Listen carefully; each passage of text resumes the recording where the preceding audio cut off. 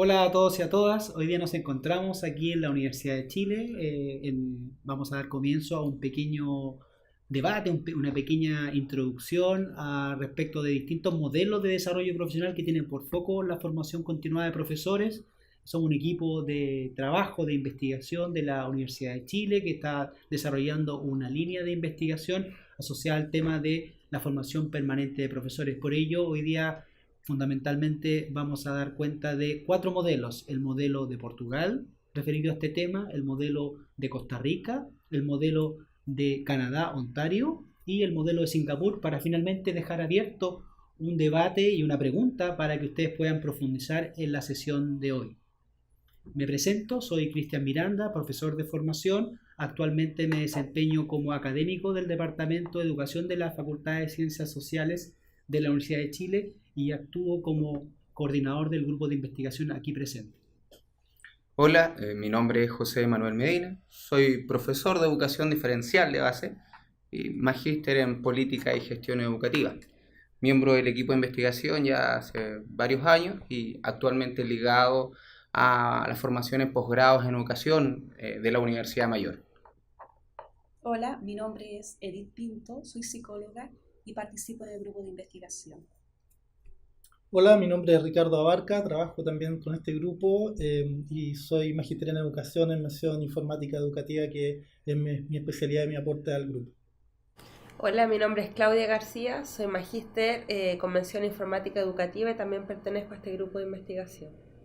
Hola, soy Sebastián Molina, soy estudiante de primer año del magíster en educación con mención en informática y me desempeño como profesor y traductor de inglés. Bien, vamos a partir conociendo un poco lo que es el modelo de desarrollo profesional docente de Portugal. Es importante señalar que lo que vamos a presentar a continuación es una breve síntesis, una estructura de un trabajo que es mucho más profundo, que por tiempo solamente vamos a sintetizar. En mi caso yo voy a abordar 4 elementos del modelo. Primero voy a presentar un poco las características del modelo desde el punto de vista de lo sistémico, la estructura, el origen y el sentido. Luego voy a profundizar en una dinámica de formación que me parece bastante relevante en relación a lo que hoy día en Chile conocemos como los comités locales de desarrollo profesional, que en el caso de Portugal se denominan centros de formación de asociaciones de profesores, los CEFAES, ¿sí? Y finalmente haré una pequeña síntesis recalcando algunos puntos que me parece súper importante de resaltar respecto del modelo de Portugal y que pueden ser adaptables o replicables en algún sentido a lo que hoy día se está discutiendo en materia de desarrollo profesional en Chile. Bueno, el origen del sistema de formación de profesores hoy día presente en Portugal surge en el año 1992.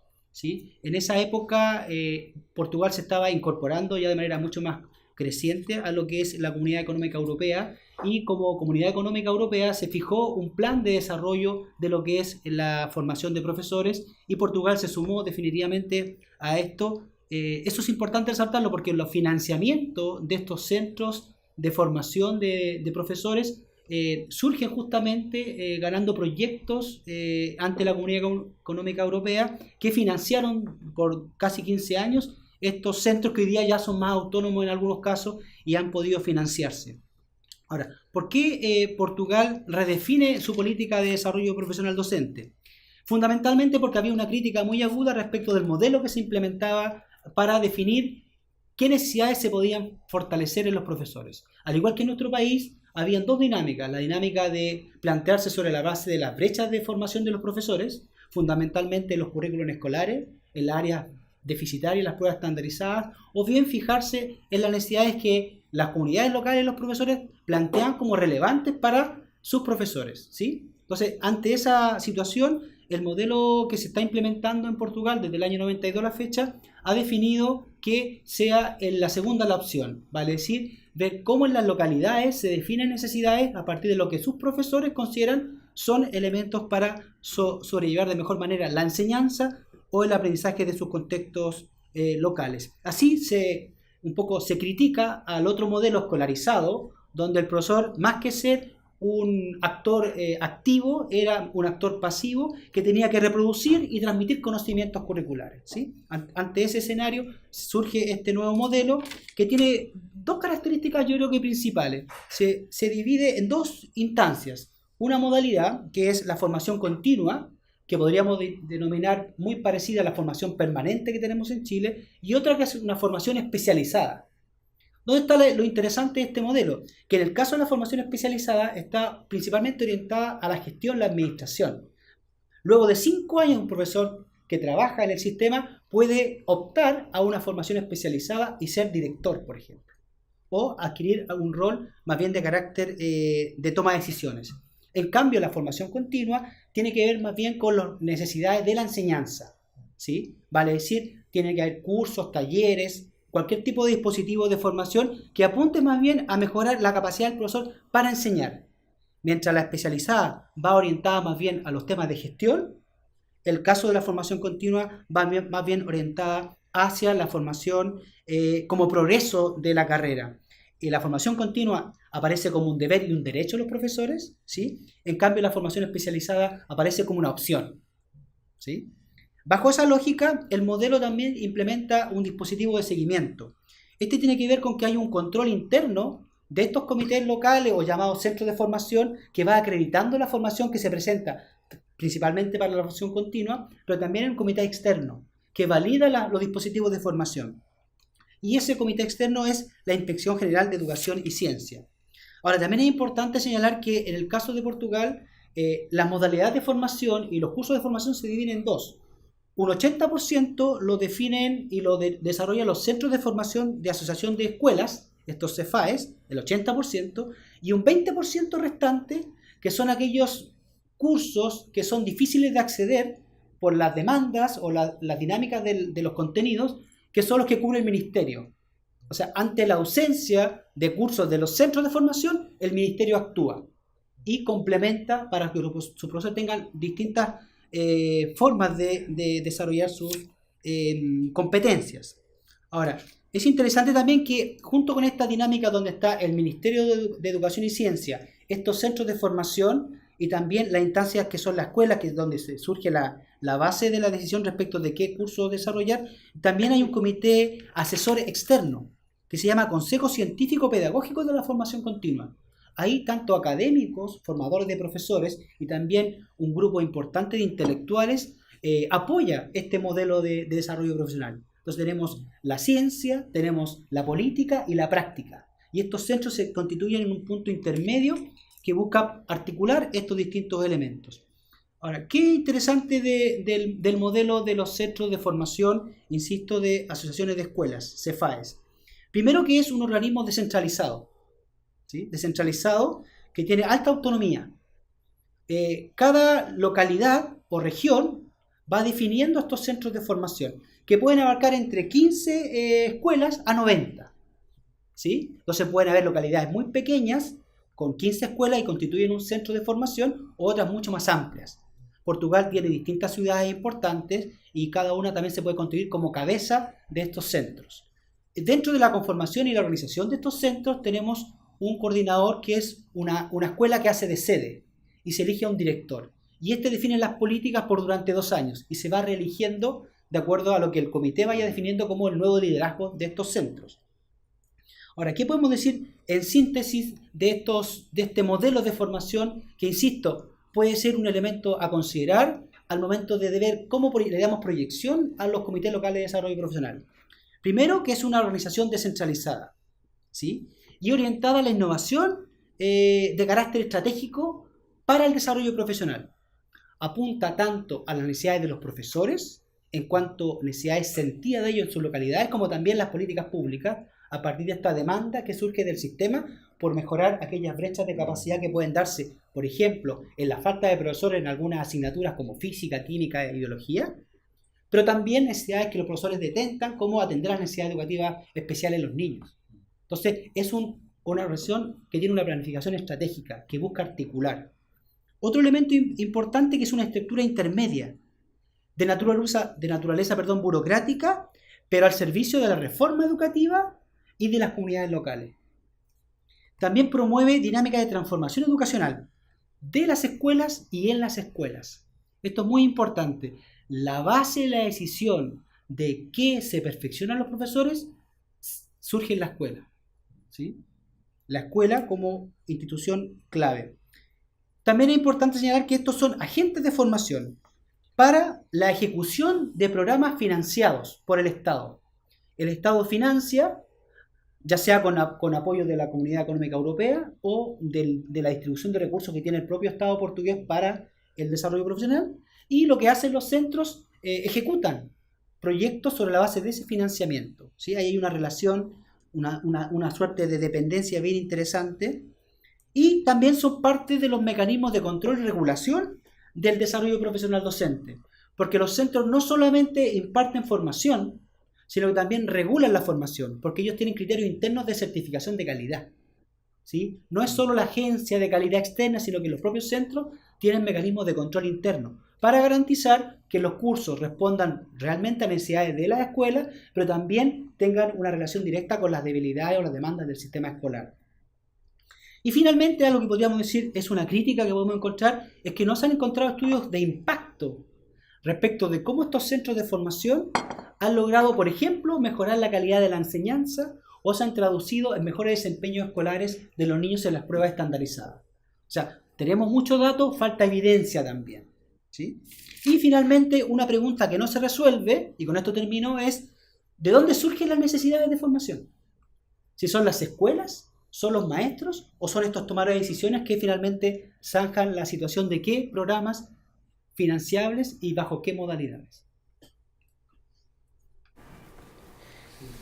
En el caso de Costa Rica, esto surge en los años 80 a partir de una brecha que se identifica. El Ministerio de Educación Pública detectó que hay unas necesidades a partir de un diagnóstico realizado. ¿Cuáles son estas necesidades? Primero, el deterioro de los resultados. Y como segundo, y muy importante, el abandono de la profesión docente. Entonces, ¿qué pasó con esto? Se reforzó a través del perfeccionamiento estos problemas identificados y se buscó, primero, mejorar los resultados a partir de mejorar las prácticas de los docentes. Como en segundo lugar, favorecer la motivación en el perfeccionamiento, la motivación de los docentes por perfeccionarse y que se mantuvieran en el sistema público. Y para esto también se generaron diferentes instancias a nivel regional, a nivel provincial y además unas más pequeñas como agrupaciones de escuelas que se llamaban circuitos educativos, que era una especie de comité más situado. A partir de esto se crea el Centro Nacional de Didácticas, que es algo similar a lo que hace ahora en Chile el CPIP, que es donde se generan capacitaciones. Las características de estas capacitaciones eran que primero eran presenciales, eran en base a las necesidades que surgían de la escuela y principalmente favorecía esta formación continua. Todo esto entonces buscó dar respuesta a las necesidades que se identificaron. Bueno, dentro del mismo modelo de Costa Rica siempre, Claudia mencionaba el diagnóstico y a grandes rasgos la postura que se toma o la propuesta que se levanta a partir de ese diagnóstico, que se materializa básicamente en un proceso complejo donde concurren muchos estamentos y que tiene gran duración en el tiempo también, y que para explicarlo podríamos estructurarlo en tres grandes partes, que son la preparación, o sea, antes de la implementación misma y finalmente la evaluación, que en este caso fue muy importante. El primer paso fue definir los planes o los programas de capacitación que se iban a impartir. Esto estuvo a cargo de instituciones formadoras, que fueron básicamente universidades privadas, universidades públicas, organizaciones gremiales y también ONG, sin fines de lucro, que participaron en la elaboración de la propuesta de estos cursos. Esto se hizo a partir de especialistas, de expertos en distintas temáticas, pero es curioso porque se hace esta oferta se levanta de manera paralela a la detección de las necesidades. Y ese es un elemento bien significativo. Estas instituciones formadoras levantan esta oferta, la difunden, pero paralelamente otra instancia, que es el Departamento de Desarrollo Educacional, testea o busca los elementos en el medio para detectar cuáles son esas necesidades de los profesores y desarrollan actividades de colaboración frente a o actuando como enlace entre el medio docente y la institucionalidad. Esa es uno de los dos elementos que trabaja el levantamiento de necesidades, y el otro son los circuitos escolares o las escuelas mismas que trabajan a partir de la observación en la escuela desde el director y desde el docente para definir desde allí las necesidades de capacitación que van a tener los profesores. Pero es notable esta situación que se da en relación a que paralelamente se están levantando los cursos, aparentemente sin gran conexión con respecto a la necesidad del profe, pero él en su medio se involucra en un proceso de diagnóstico donde desde el director hasta el profesor de la escuela toman esas necesidades y las proyectan en la oferta que les estaban dando las instituciones formadoras. Luego de que se desarrolla todo ese proceso largo y complejo para hacer coincidir la oferta con las necesidades, viene la implementación. Para la implementación actúa el SENADI, también nuevamente con el Departamento de Desarrollo Profesional, que es el encargado de la implementación práctica de la ejecución de este proceso, que también arroja otra particularidad en el modelo de Costa Rica en relación al que estábamos observando o que comentaba recién Cristian, porque tiene una etapa de evaluación o de seguimiento que es muy importante y que es parte constitutiva del modelo. El seguimiento se da desde las direcciones regionales y tiene como componente la visita a los establecimientos y la observación del trabajo en aula de los profesores para determinar de qué manera estos procesos de capacitación tuvieron un impacto en el aula. Y finalmente todo este material es sistematizado desde el SENADI para hacer una evaluación final que arroja limitaciones y fortalezas del proceso finalmente como conclusión. Dentro de las limitaciones más importantes se reconoce una cierta dificultad administrativa para hacer coincidir efectivamente toda la implementación del proceso a partir de lo que la institucionalidad o de las instituciones formadoras estaban llevando como oferta y la bajada a la realidad de cada región. Y eso se dio desde instancias muy domésticas como los procesos de inscripción y la coordinación de horarios o estos elementos más de la implementación práctica hasta cuestiones más de contenido y desarrollo de los cursos mismos. Y otra de las limitaciones que tiene el modelo también es el alto costo que era asumido principalmente por las instancias gubernamentales. Las fortalezas del proyecto tienen más que ver con el contenido que la administración. Los cursos finalmente fueron bien valorados por los profesores. El proceso de evaluación arrojó de que habían sido efectivamente considerados las competencias adquiridas para su desarrollo profesional docente. Y finalmente, como un dato que tiene más que ver también con las políticas públicas del país, fueron reconocidos como parte de su desarrollo profesional docente como carrera profesional. Esos son como los elementos más importantes del modelo Costa Rica. Yo les presentaré el programa de inducción a maestros nuevos. Se podría decir que este pertenece a un programa que es bien específico de una región de Canadá, Ontario. Eso también dice mucho. Hay que recordar que Canadá es un país que trabaja por regiones, es bien descentralizado en términos de políticas. El programa de inducción a maestros nuevos es una segunda etapa. En la primera etapa están los programas de formación inicial del profesorado, pero en este caso ellos reconocen explícitamente en el documento que la formación o el enriquecimiento de la experiencia de aprendizaje de los estudiantes es muy importante. Para eso, lograr eso, es muy importante que los docentes estén bien formados y bien capacitados. Pero no solamente en términos de disciplinas, no solamente en términos de cómo manejan el aula, sino que también hay otros componentes que son bastante importantes según este programa. Este programa consiste en tener un apoyo constante durante un año a los profesores que están recién iniciándose. Se les da orientación a todos los profesores y consiste básicamente en 3 partes. La primera es una orientación para todos sobre la escuela, sobre la región y sobre el ministerio, y también los consejos escolares del distrito. Esa es como la primera etapa, es una orientación, como lo dice muy bien. En la segunda etapa hay mentorías que se ejecutan por profesores que tienen más experiencia y que además también reciben formación para poder desempeñar esta actividad.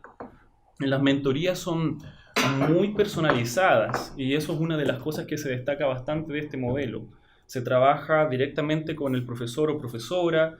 En conjunto también se definen cuáles son las actividades que se deberían desarrollar en más profundidad. También, pero esto tampoco deja de lado a los directores. También hay un trabajo muy fuerte entre los directores, los mentores y los profesores nuevos. Estos 3 actores se coordinan muy bien para decidir cuáles son las partes de la capacitación que necesitan reforzarse más. Estas mentorías no solamente ayudan a que el profesor o profesora se sienta más cómoda en sus primeros años. La idea de esto también es permitir que los profesores no tengan este miedo en sus primeras etapas, darles la confianza y las herramientas para que se sientan que están desarrollando una actividad que realmente quieren hacer y no deserten el primer año o segundo año después de ejecutar su profesión. Y el tercero corresponde al desarrollo profesional y capacitaciones apropiadas. Esto es más o menos lo que conocemos nosotros, desarrollo de apoyo en las disciplinas, apoyo en el manejo de aula, hay otras estrategias de alfabetización y aritmética. Eso es mucho más parecido a lo que conocemos nosotros. ¿Y cómo se evalúa este sistema, este programa? Se hacen 2 instancias de evaluación que se llevan a cabo por el director o directora de la escuela. Lo importante a destacar acá es que si no se aprueba la primera vez, existe otra instancia y tienen un plazo de 24 meses para cumplir con esto. Pero en ningún caso es una evaluación formativa. No va a castigar al docente. Pero para aprobar también es necesario contar con 4 requisitos, como les decía, que son importantes. Primero, tienen que demostrar un compromiso muy fuerte con los estudiantes. También necesitan demostrar que son justos con todos sus estudiantes, también que conocen bien sus disciplinas y finalmente que tienen que tienen el manejo en el aula. Una vez que se aprueban todos los puntos de este proyecto, pueden recibir un certificado de calificación y registro que lo otorga el Colegio de Profesores de Ontario. También lo que hacen ahí es desarrollar un formulario. Es un formulario que registra todas las experiencias de la mentoría, de ese transcurso. En ningún caso para evaluarlo, sino que para estudiarlo y ver el progreso del docente durante su etapa de formación. Lo interesante también de este es que el programa ha sido evaluado. El programa ha sido evaluado y se ha evaluado con éxito. Se evaluaron los 3 años desde que partió en el 2010 y se destaca que los profesores tienen más confianza, quieren seguir en su carrera y es hacia donde apunta este programa de inducción. Es de tratar de que los profesores quieran quedarse en el sistema público y no quieran desertar. Bueno, y algunos resultados del estudio, a pesar de que fueron positivos, también hay algunas limitaciones. Como es tan personalizado el trabajo de un mentor por profesor, también se da en que cuando son muchos los profesores nuevos podría haber una falta de mentores profesionales en algunas partes de Ontario. Lo que más importaba para los profesores de secundaria, por lo menos, eran que los profesores que van a ser mentores trabajen con la misma disciplina que la persona que va a recibir la formación. Eso también era algo que rescataban. Y finalmente se recomienda que no solamente haya una formación del docente, la mentoría del docente, sino que también haya un trabajo de formación con los directores, con los mentores y otros actores también del sistema. A continuación presentamos el modelo de Singapur. Este modelo utiliza una fuerte estrategia de trabajo que se basa en las comunidades de aprendizaje profesional. Y el objetivo principal es que trabajan en comunidades, cada grupo de profesores se organizan entre 4 a 8 grupos y el objetivo principal de estas comunidades es lograr altos niveles de aprendizaje en los estudiantes. Las comunidades de aprendizaje, como bien lo dice Edith, primero a partir que no es un concepto nuevo, digamos, dentro de los estudios con respecto a cómo se puede formar de manera situada el profesor, pero ha sido, digamos, adscrito como modelo al sistema de formación del profesor en Singapur, y no es un modelo nuevo, es un modelo que parte por allá por el 1997. Ahora, el objetivo decanta finalmente en el aprendizaje de los estudiantes, digamos, desde las pruebas internas hasta las evaluaciones externas, sin desconocer también en el proceso formativo del estudiante las competencias que nosotros denominamos de característica o de tipo blanda. ¿Okay? La forma o la estructura de los trabajos que se denominan equipos de aprendizaje dentro de las comunidades de aprendizaje situadas como modelo dentro de Singapur, está orientado hacia la reflexión, digamos, es una característica, digamos, o desde la perspectiva de la reflexión pedagógica, donde el profesor sitúa, o estos equipos sitúan preguntas orientadoras sobre cómo aprende el estudiante, qué aprende, cuándo lo aprende y qué hacemos cuando lo aprende finalmente, en un camino progresivo, digamos, para entender que el aprendizaje tiene unas características, digamos, que se sitúa digamos, en un contenido, una unidad, pero eso reporta, digamos, a todo un proceso dentro de un nivel escolar. Las ideas grandes, digamos, que están instaladas, tienen que ver con asegurar la calidad del aprendizaje para todos, contribuir a una cultura de colaboración entre los profesores y, obviamente, un foco centrado también en los resultados. Este sistema de evaluación, digamos, de colaboración entre pares mediante los equipos de aprendizaje también tiene una característica bastante particular, digamos, mirada desde la evaluación docente. No existe un modelo de evaluación docente individual. La evaluación docente se caracteriza por ser de tipo grupal. Los profesores son evaluados digamos, basados en cómo funcionan y cuáles son sus resultados como equipo dentro de una comunidad. Este modelo digamos, de comunidad de aprendizaje y equipos de aprendizaje dentro de los colegios, como yo les decía, no es algo nuevo. Parte en 1997 y en el 98 digamos, se instala bajo el modelo de los Teacher Network, que eran comunidades de aprendizaje situados basados, digamos, basados en una manera de pensar donde el profesor trabajaba para el profesor. Luego, posteriormente, el 2010, aparece, digamos, una entidad nacional que es la Academia de Profesores de Singapur. Y es la Academia de Profesores de Singapur, en diálogo y conversación con el Ministerio de Educación, el que finalmente el 2009 lanza a modo de piloto en 51 colegios este modelo de equipos de aprendizaje desde la perspectiva de las comunidades de aprendizaje dentro de los colegios, bien digo. No fue un modelo muy difícil de asimilar, dadas las características particulares de Singapur. Cuenta con 360 colegios, no es muy grande, por lo tanto el modelo fue cubrió el país de manera muy rápida. Hoy contamos se cuenta con 300 colegios, más o menos, que están adscritos a este modelo de comunidades de aprendizaje en Singapur. Digamos, una de las características principales y que son bien importantes dentro de las comunidades de aprendizaje basadas en este modelo inicial en 1998 de los Teacher Network, tenía que ver con el desarrollo de la investigación-acción de los profesores.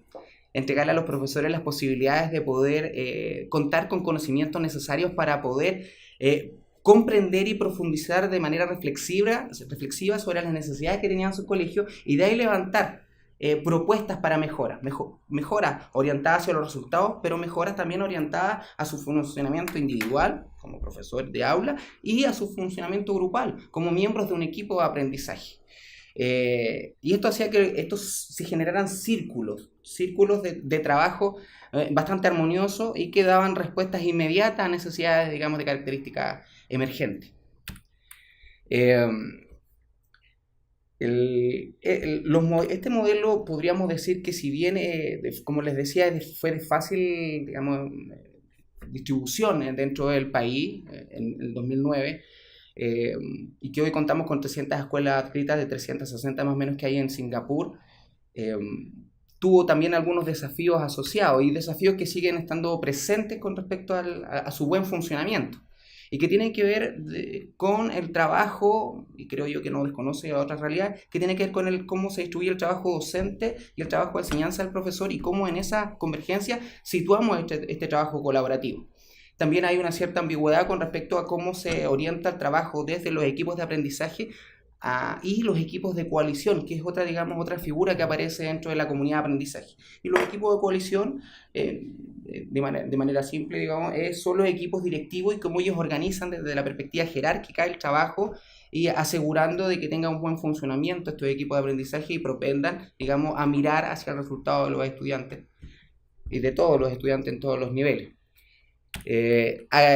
Algunos de los obstáculos presentes dentro de este modelo justamente tienen que ver con esta estructura jerárquica de los equipos de coalición y los equipos de aprendizaje, porque también se sitúa en un marco nacional donde ciertas características jerárquicas, digamos, dificultan mirar el modelo y buscar, digamos, sincronía con el modelo, siendo que el modelo se basa en un foco basado en la autonomía.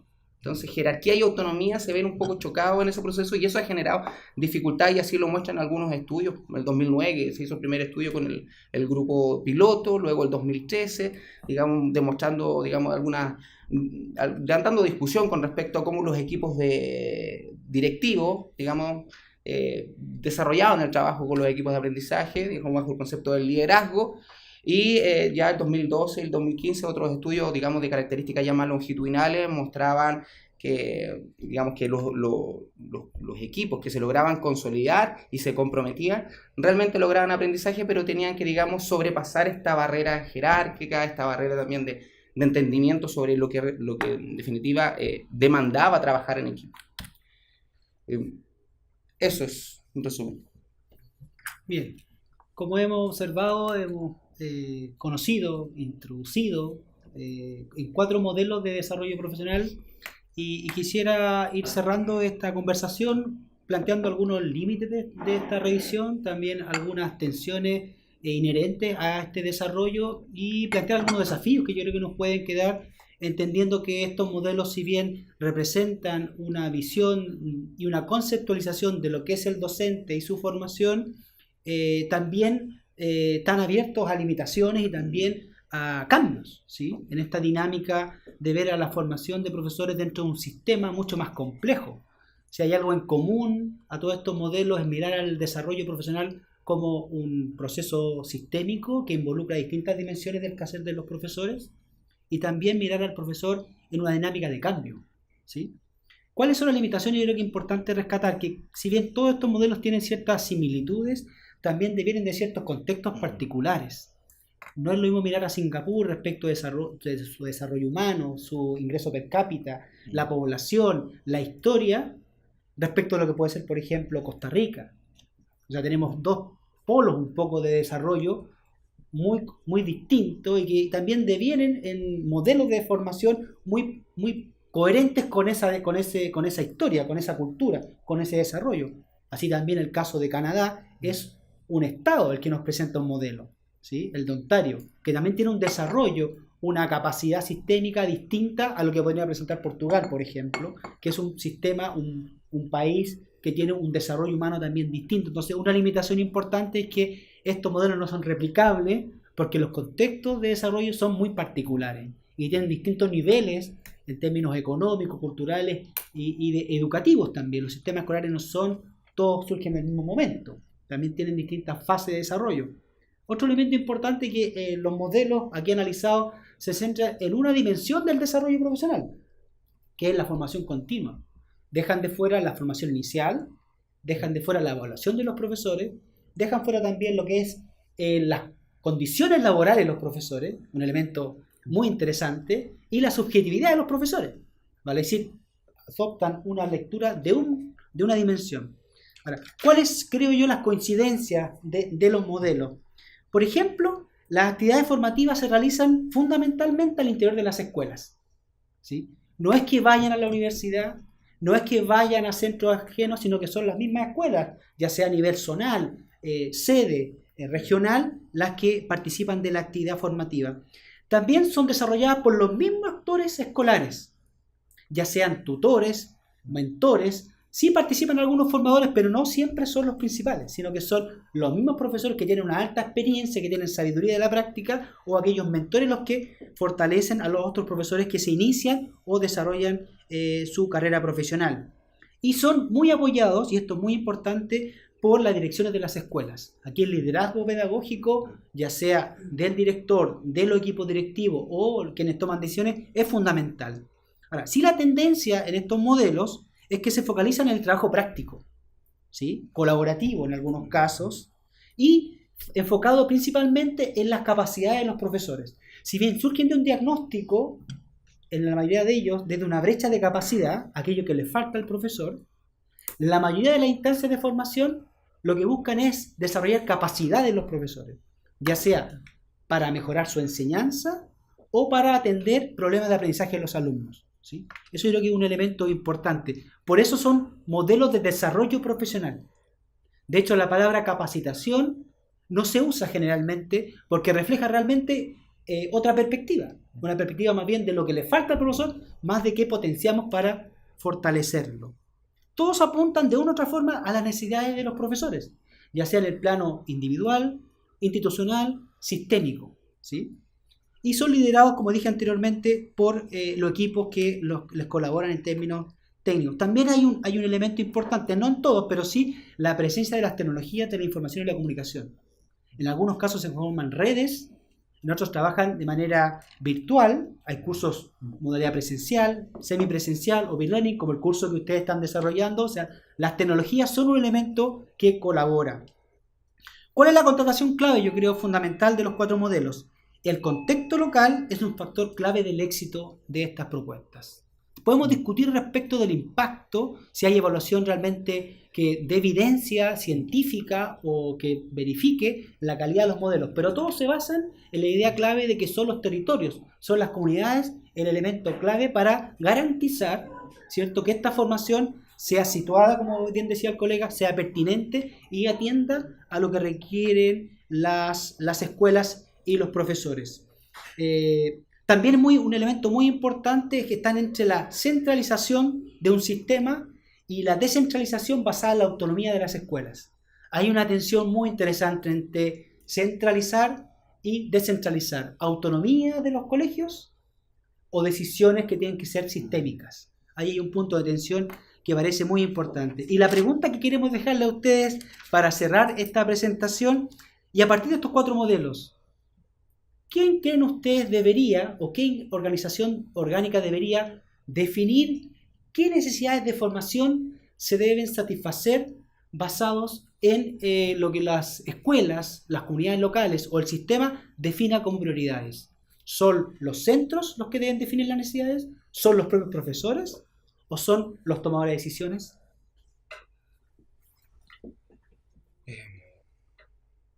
¿Comentarios? Bastante complicada la pregunta en relación a la, digamos, la complejidad de los modelos que aquí aparece. Obviamente que cuando uno piensa en digamos, de dónde emerge la necesidad de formación, emerge de la experiencia del profesor basado en lo que hace en la clase y cómo vive, digamos, su experiencia profesional en el colegio. Desde esa perspectiva, yo creo que una necesidad basal sería poder, digamos, recoger esta voz, el levantamiento de voz del profesor o el grupo de profesores sobre qué quieren y dónde quieren formarse. Eso quizás nos quita esa característica media centralizada y coloca los énfasis, los acentos en las comunidades, en aquellas, digamos, necesidades que son particulares al contexto entendiendo también que los niños, los jóvenes, los que se forman, finalmente donde decanta todo este esfuerzo sistémico, digamos, basado en educación, digamos, y donde representa finalmente lo que la sociedad requiere como proceso de formación. Yo creo que deberíamos respetarla, o se debería dar, digamos, espacio para que la voz del profesor apareciera en este asunto. ¿Sí? Quizás mejor organizado de una perspectiva, digamos, nacional, pero sin desconocer lo que el profesor quiere. Creo. Yo creo que la pregunta es bien compleja porque la respuesta depende mucho más de la interpretación o de la lectura que se haga del contexto, de la complejidad de la realidad educativa que se está observando, que finalmente de un levantamiento de opiniones o detección de necesidades a partir de entidades particulares. Es un proceso donde interactúan los estamentos institucionales y la subjetividad del profesor como su propia necesidad para identificar estas necesidades. En el caso de Costa Rica se evidencia con mucha claridad esta especie de pugna, porque se trabaja de manera paralela el proyecto. O sea, de manera simultánea hay una institucionalidad determinando cuáles son los cursos, diseñando los cursos a partir de un diagnóstico previo. Y simultáneamente están los directores preguntándole a sus profesores qué necesitan, qué piensan que necesitan. Entonces, en el momento de que el profesor va a elegir finalmente el curso de capacitación, porque ellos le llaman capacitación todavía en esa etapa, tiene una batería para elegir, pero él no decidió cuál era esa batería. Entonces, es muy... debe haber sido muy frecuente que un profesor no haya encontrado ahí lo que necesitaba, porque no fue convocado en el momento que se hizo el diseño.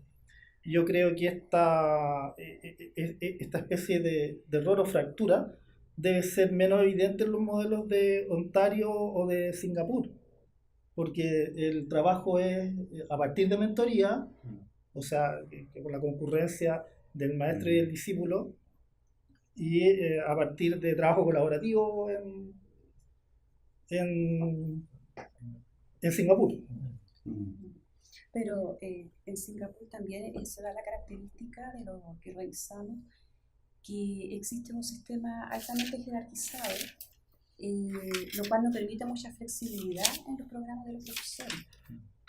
Entonces también se da ahí y eso se traduce en un desafío, en una debilidad para el modelo.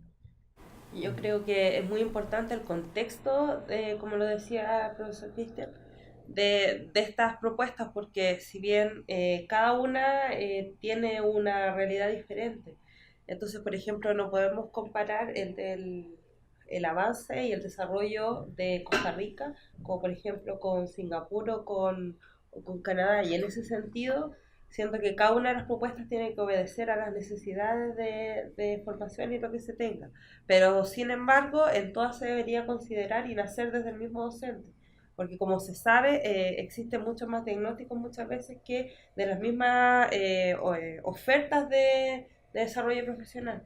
Entonces yo creo que buscando un equilibrio entre que los técnicos no se jerarquicen esto, pero también obedeciendo a estas necesidades y posibilidades de cada una de las realidades.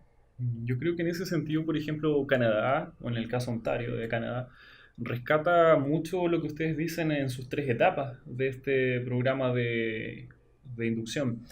Porque en la primera etapa, claro, da todas las orientaciones que quiere el Ministerio de Educación, que es bien particular para esa específica región. Obviamente el Ministerio lleva a la escuela lo que quiere desde ese docente. Pero también a través de las mentorías se está tratando de que el profesor, mientras está desarrollando su actividad pedagógica, vaya también manifestando en lo que le gustaría trabajar. En ese sentido creo que Canadá hace un trabajo bastante bien en presentar lo que el ministerio quiere a nivel de comunidad, pero también a través de las mentorías trabajar con los profesores en lo que necesitan desarrollar. Sí, yo también creo que, un poco para complementar, en el caso de Portugal me parece muy interesante cómo ellos abordan la formación. Ellos plantean que la formación debe surgir de las necesidades de los profesores. Esa es la base. Pero los dispositivos de formación se negocian en estos comités o estos centros de formación. Y las condiciones de la formación son consensuadas que tienen que ser en las escuelas. ¿Sí? Entonces yo creo que bajo la perspectiva de mirar la formación de manera mucho más integrada, logran realmente un cierto fiato. No es que se disputen quién toma la decisión, sino que dimensionan la formación en tres elementos. O sea, son necesidades de los profesores, sí, pero los dispositivos de formación, quién forma al profesor, eso se dialoga en las comunidades. Y las condiciones tienen que ser las mismas para todos, en las escuelas. ¿Sí? Entonces yo creo que de esa forma se evade esta dicotomía, ¿sí? que muchas veces separa más que a una. Ahora, sí también es importante, creo, para esta pregunta, ver cómo esta necesidad de formación dialoga también con la evidencia científica internacional. ¿Sí? Porque estamos ciertos que cada localidad tiene particularidades, pero también tiene coincidencias en un mundo hoy día cada vez más global.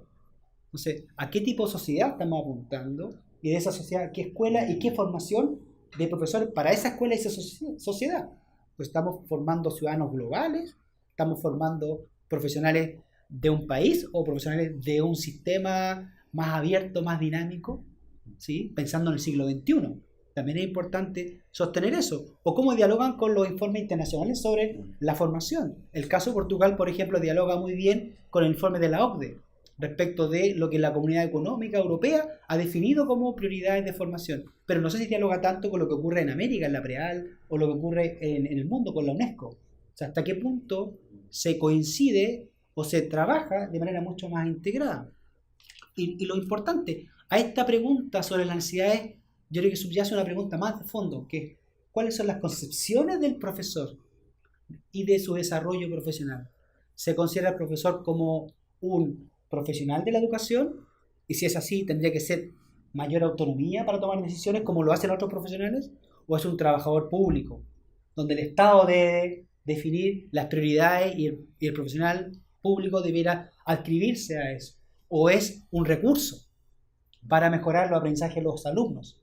¿O es un trabajador, un profesor gremializado que pertenece a un sindicato? O sea, también hay que ver de dónde se concibe al profesor. Y en ese sentido, la pregunta por las necesidades, siendo relevante, tiene que basarse en una idea previa de qué se concibe por el profesor y su formación.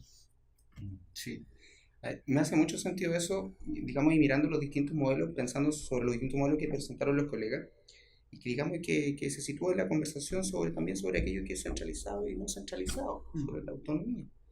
Porque si pensamos y definimos, digamos, las funciones y la figura del profesor, desde una perspectiva centralizada seguramente se van a determinar factores de perfeccionamiento, líneas de perfeccionamiento basadas para una sociedad, digamos, para un contexto nacional, a lo mejor para algunas necesidades dando respuesta a las demandas internacionales. Pero desde una perspectiva autónoma, digamos, hay un foco más localizado de formación. Y creo yo que con eso, digamos, estoy de acuerdo con lo que decía Claudia, que tiene que haber un equilibrio para dar respuesta a un profesor que puede ser entendido de una perspectiva, digamos, jerarquizada, nacional, como un actor clave en la formación. Pero de una perspectiva, digamos, más local, basada en la autonomía, digamos, a un sujeto dentro del proceso. Y que es importante, sí, pero que es miembro de una sociedad y que se le ha otorgado un rol importante, pero sigue siendo miembro de esa sociedad, no se desconoce. Y ahí colocamos al profesor justamente en esa balanza, y una balanza que tiene que tener un justo equilibrio, para no desconocer también que es humano, que es sujeto, y que está, digamos, y que tiene para él también, digamos, instalados ciertos desafíos que tienen que dialogar con el sistema. Como bien lo decía, por ejemplo, el modelo de Singapur, esto del manejo del tiempo, de entenderse dentro de una estructura, de pelear con la jerarquía, y que él necesita formarse, pero necesita también respuesta a sus propias necesidades. Eso deja, digamos, un margen de discusión bastante amplio para lo que queremos nosotros a lo mejor como modelo y cómo lo asume el país como modelo. Hoy por hoy tenemos, digamos, tenemos una ley de desarrollo profesional que coloca un estatus equivalente tanto lo disciplinar como lo pedagógico. Y lo disciplinar responde a una estructura legal, orgánica, digamos, nacional, de lo que queremos, digamos, conservar para nuestra sociedad y para nuestras generaciones futuras en términos de conocimientos y, digamos, y competencias. Pero también responde a aquello pedagógico que, digamos, que tiene que ver con las facultades que tiene el profesor para poder asimilar lo que tiene y poder entregarlo de la perspectiva humana también, digamos, situado en un contexto de enseñanza, que lo reconoce como sujeto dentro del proceso. Entonces, esta discusión yo creo que, digamos, que no va a seguir estando instalada en la medida que podamos seguirla tensionando y definiendo cuáles son las características del docente que queremos. Yo creo que vamos a tener más claridad sobre qué modelo o qué manera de transformar un modelo y asimilarlo acá, porque no creo que se llegaría a agarrar un modelo y colocarlo acá, sino que de qué manera podemos adoptar una forma de mirar a nuestro profesor que también digamos, represente la necesidad nacional y las necesidades locales.